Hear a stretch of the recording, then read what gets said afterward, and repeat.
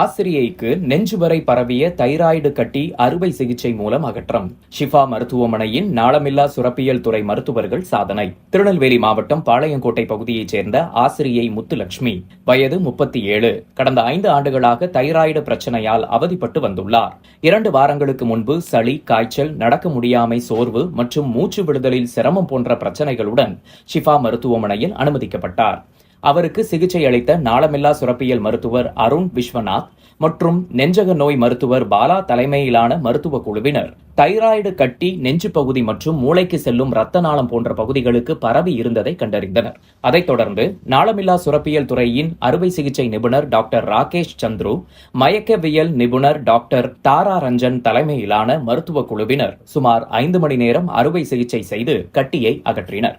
இதுகுறித்து நாளமில்லா சுரப்பியல் அறுவை சிகிச்சை நிபுணர் டாக்டர் ராகேஷ் சந்துரு கூறும்பொழுது, கடந்த 5 ஆண்டுகளாக தைராய்டு பாதிப்பினால் அவதிப்பட்டு வந்த நோயாளி முத்துலட்சுமிக்கு தைராய்டு கட்டி மிகவும் பெரிய அளவில் காணப்பட்டது. அறுவை சிகிச்சை செய்தால் மட்டுமே உயிர் பிழைக்க முடியும் என்ற சூழ்நிலையில் இந்த சிக்கலான அறுவை சிகிச்சை வெற்றிகரமாக செய்து முடிக்கப்பட்டது என்றார். பேட்டியின் போது நோயாளி, உறவினர்கள் மற்றும் மருத்துவமனையின் நிர்வாக இயக்குநர் டாக்டர் MKM முகமது ஷாஃபி ஆகியோர் உடனிருந்தனர். நான் டாக்டர் ராகேஷ் சந்துரு, நாளமில்லா சுரப்பியல் அறுவை சிகிச்சை நிபுணராக இங்கு ஷிஃபா மருத்துவமனையில் பணிபுரிந்து வருகிறேன்.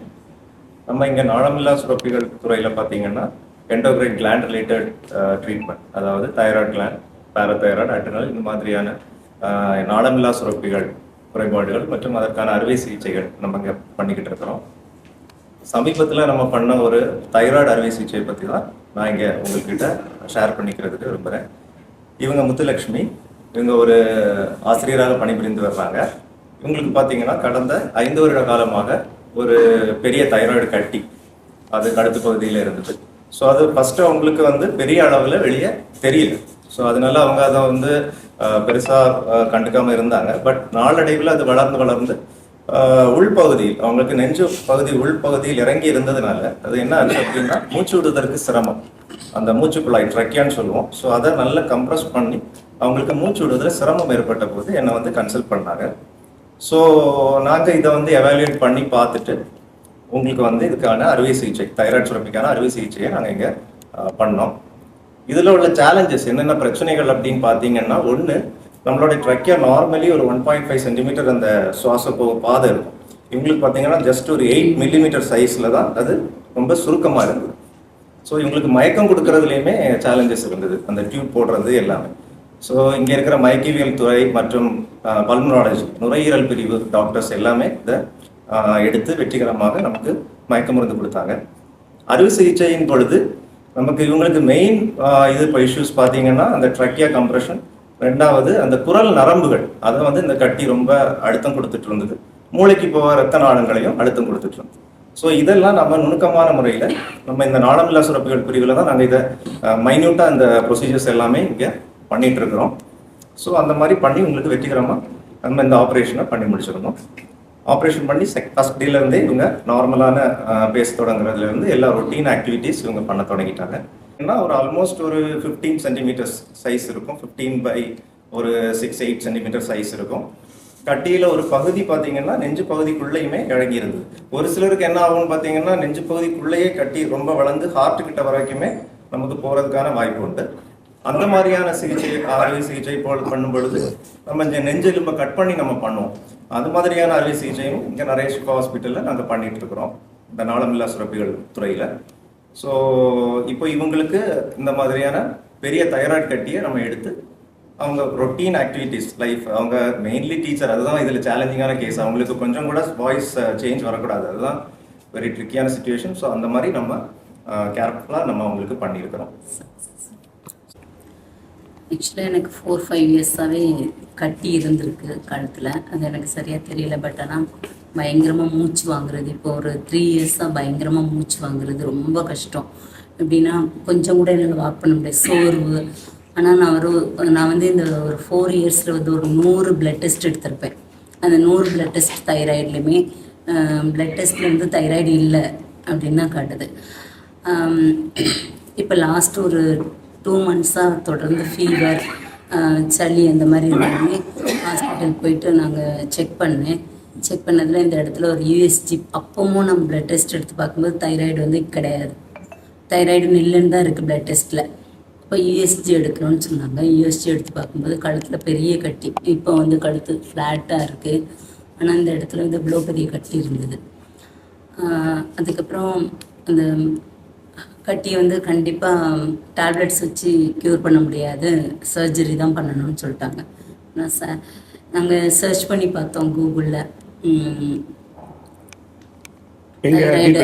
தைராய்டு கட்டி சர்ஜரிக்காக யார் ஸ்பெஷலிஸ்ட்டுன்னு ட்ரை பண்ணோம்.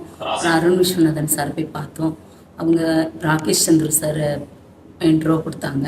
சார் போயிட்டு நாங்கள் நாகர்கோயிலில் போய் பார்த்தோம். அப்புறம் ஷிஃபா ஹாஸ்பிட்டலுக்கு சார் வாரேன்னு சொல்லியிருந்தாங்க. நான் வீக்லி ஒன்ஸ் ஷிஃபா ஹாஸ்பிட்டல் வருவேம்மான்னு சொல்லியிருந்தாங்க. ஓகேன்னு ஷிஃபா ஹாஸ்பிட்டல் வந்தாங்க. பார்த்துட்டு எல்லா டெஸ்ட்டும் ஒரே நாளில் எடுத்துட்டு சர்ஜரிக்கு ஒரு டேட் கொடுத்தாங்க. அந்த சார் ஆக்சுவலாக நான் வந்து சர்ஜரிக்கு போகிறதுக்கு ஒரு 1 வீக் முன்னாடிலாம் சுத்தமாக மூச்சே போகாது, எனக்கு ஒரு இன்ச்சு மூச்சு போகாது. அவ்வளோ இப்படி வச்சு பார்த்தா மூச்சே இருக்காது, அந்த மாதிரிலாம் கஷ்டப்பட்டேன். அதுக்கப்புறம் சார் பார்த்துட்டு ரொம்ப காம்ப்ளிகேட்டடாக இருக்குமா அப்படின்னாங்க. சார் கூட ஒரு வார்த்தை விட்டாங்க, வழியில் போகிறோம் ஏதாச்சும் ஒன்று நடந்தால் ஒன்றும் இல்லைல்ல, அதே மாதிரி தான் சர்ஜரிக்கும் நம்ம அப்படிங்கும்போது நான் ரொம்ப பயந்து வீட்டில் இருக்க ஜுவல்ஸ்லேருந்து எல்லாமே எடுத்து பேங்கில் எல்லாம் சேவ் பண்ணிவிட்டு நம்ம அதுக்கப்புறம் அவ்வளோதான் உயிரோடே வரமாட்டோம் அந்த அளவுக்கு போயிட்டு தான் ஹாஸ்பிட்டலுக்கு வந்தேன். பட் ஆனால் ரொம்ப சக்ஸஸ்ஃபுல்லாக 5 மணி நேரம் நடந்துச்சு சார் என்னோடய சர்ஜரி. காலையில் ஒரு 9:15க்கு நாங்கள் உள்ளே போயிருக்கோம்.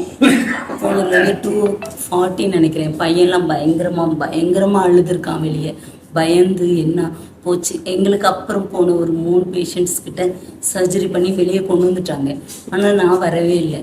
அம்மாவுக்கு என்னாச்சுன்னு. அப்புறம் டாக்டர் வந்து இவ்வளோ பெரிய கட்டி கொண்டு வந்து கொடுத்து, உங்கள் அம்மா இவ்வளோ பெரிய கட்டி வச்சுருக்காங்க பாரு அப்படின்னு சொல்லி பார்த்து ஃபோட்டோ எடுத்துக்கோ. அந்த ஃபோட்டோவை பார்த்ததுலேருந்து எங்கள் வீட்டில் நத்தான்லேருந்து எல்லாருமே கண்டிப்பாக பேப்பரில் போட்டே ஆகணும் அப்படின்னு சொன்னாங்க. சரி நான் சார்ட்டு நான் பேசிட்டு சொல்கிறேன்னு அதோட இல்லை. ஆனால் அந்த சர்ஜரி 5 hours நடந்திருக்குன்னா ரொம்ப best. Doctor Rakesh Chandra sir ரொம்ப தேங்க்ஸ். வீரத்திற்கு சொல்லுவேன் நான். ஏன்னா அவ்வளோ பெரிய கட்டி, மூச்சு குனிய நிமிர ஒரு வேலை செய்ய முடியாது. ரொம்ப சோர்வாக ரொம்ப டயர்டாக அந்த மாதிரி இருந்தேன். இப்போ இந்த 1 வீக்கில் அந்த டயர்ட் கொஞ்சம் இல்லை, சோர்வும் இல்லை. வாய்ஸ் நரம்பு எல்லா ஃப்ரெண்ட்ஸ் எல்லோரும் சொன்னது வாய்ஸ் நரம்பு கட் ஆயிரும், போச்சு நீ இது பண்ணாமல் டேப்லெட்டில் சரி பண்ண முடியுமா, இல்லை கம்பல்சரி அது வந்து சர்ஜரி பண்ணி தான் எடுக்கணும் அப்படின்னு சொல்லி வந்த கட்டத்தில் சார் பண்ணாங்க. ரொம்ப ரொம்ப தேங்க்ஸ், ரொம்ப நல்லா பண்ணியிருக்கீங்க. ஷிஃபா பெட்டர்ஸ்ன்ட்டு ரொம்ப தேங்க்ஸ் சொல்லுவோம். ஏன்னா அவங்க ரொம்ப ஹெல்ப் பண்ணாங்க. பிள்ளைங்கள்லேருந்து எல்லாமே, எல்லா ஹாஸ்பிட்டல் ரூம்ஸ்லேருந்து பிளட் டெஸ்ட் கொடுக்குறதுலேருந்து எல்லா இடத்துக்குமே பிள்ளைங்க சார் ஒரு வார்த்தை தான் சொன்னாங்க, கொஞ்சம் கேர் பண்ணிக்குமாண்ணா, அவ்வளோதான். எல்லா பிள்ளைங்களும் பயங்கரமாக ஹெல்ப் பண்ணாங்க. ஷிஃபா ஹாஸ்பிட்டல் எக்யூப்மெண்ட்ஸுமே ரொம்ப பெஸ்ட்டு சார். ரொம்ப என்னென்னா எனக்கு ஒரு கஷ்டமே தெரியாமல் வெளியே வருவாங்கன்னு சொல்லுவாங்க.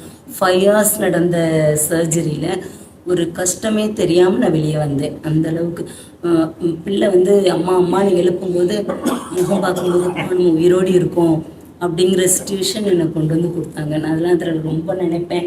ராகேஷ் சந்திர சார் ரொம்ப தேங்க்ஸ். ஷிஃபா பெட்ரேஷன் ரொம்ப thanks sir. Thank you so much.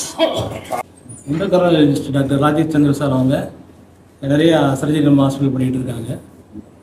Thyroid சம்மந்தப்பட்ட நிறைய கேஸு ரொம்ப நாளாக வச்சுக்கிட்டு இருக்காங்க. பயந்து போய் தைராய்டு கழுத்தில் இருக்குது, கட்டி இருக்குது, இதனால் பிரச்சனை வருமா, பேச முடியுமா, நரம்பு பாதிக்குமா, மூளை பாதிக்குமா, இப்படி பயந்துக்கிட்டு நிறைய பேர் பெரிய ஒரு கட்டியோடவே நிறைய பெண்களே ஜாஸ்தி இருக்காங்க.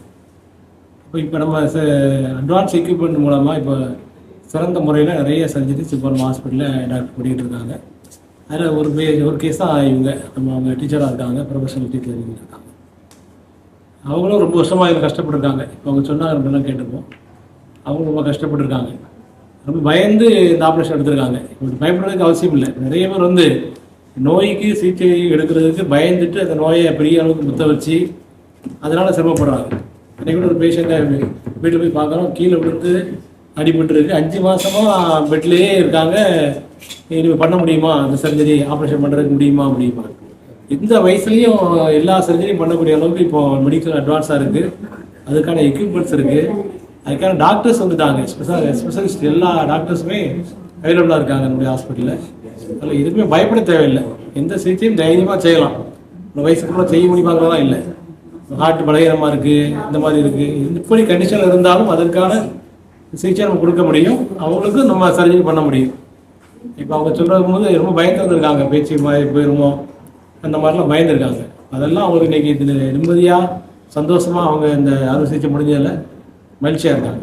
இது எல்லாருக்கும் ஒரு வாய்ப்பு தான். இந்த பேட்டி கொடுக்குறது வந்து மக்களுக்கு எந்த சூழ்நிலையும் ஆப்ரேஷன் பண்ண முடியும், பணம் அடைய முடியும் அப்படிங்கிறத சொல்கிறதுக்காக இந்த பேட்டி நம்ம கொடுக்குறோம். மக்கள் பயன்படுத்திக்கணும். இதை மருத்துவத்துக்கு பயப்பட தேவையில்லை, நாள் கடத்த தேவையில்லை. உடனடியாக சிகிச்சை பெற்று நல்ல சுகம் பெறணும். எல்லோரும் குணமாக வாழ வேண்டும்னு நேரத்தில் வாழ்த்துக்கிறோம். தேங்க்யூ.